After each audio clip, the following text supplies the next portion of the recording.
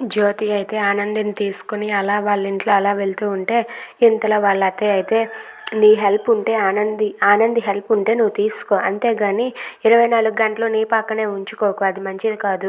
సరేలే, నీ పని అయిపోయింది కదా, ఆనందిని వాళ్ళ ఇంటికి పంపించేయి అని చెప్పి అక్కడి నుండి అయితే వాళ్ళ అత్తయ్య వెళ్ళిపోతూ ఉంటారు. అది చూసి జ్యోతి అయితే అత్తయ్య గారు ఒక్క మాట, ఆనంది వాళ్ళ అమ్మ నాన్న పెళ్ళికి వెళ్ళారంట, ఆనంది ఇక్కడే ఉంటుంది అని చెప్పి అంటూ ఉంటుంది. వాళ్ళ అమ్మ నాన్న పెళ్ళికి వెళ్తే నీకేమి, వాళ్ళ ఇంటికి పంపించేయి అని చెప్పి అంటుంది వాళ్ళ అత్తయ్య. లేదు అత్తయ్య గారు, అలా అక్కడ ఒక్కతే అయ్యే ఏముంటుంది, నా పక్కనే నా దగ్గరే పడుకోమని చెప్పాను, మధ్యాహ్నం కూడా భోజనం మన ఇంట్లోనే చేసింది అని చెప్పి అంటూ ఉంటుంది. ఆ మాటలు విన్న వాళ్ళ అత్తయ్య అయితే మీ నిర్ణయాలు మీరు తీసేసుకోండి, ఇంట్లో పెద్దవాళ్ళు ఉన్నారు, వాళ్ళని అడగాలి అన్న జ్ఞానం కూడా లేదు అని చెప్పి జ్యోతిని అయితే వాళ్ళ అత్తయ్య తిడుతూ ఉంటుంది. అది విన్న ఆనంది అయితే బాధపడుతూ అలా మౌనంగా నిలబడి చూస్తూ ఉంటుంది.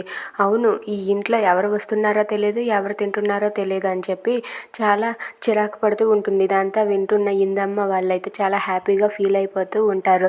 అవును, ఆనందిని వాళ్ళ ఇంటికి పంపించే, నా మాట కాదని మళ్ళీ మన ఇంట్లో ఉంచావా, మర్యాదగా ఉండదు అని చెప్పి జ్యోతికి అయితే వాళ్ళ అత్తయ్య అంటారు. ఆ మాటలు విన్న జ్యోతి అయితే ఇప్పుడు ఏం చేయాలో తెలియక అలా మౌనంగా చూస్తూ ఉంటుంది. ఇదంతా వింటున్న ఆనంది అయితే బాధపడుతుంది. Thanks for watching friends, please subscribe our channel. Thank you.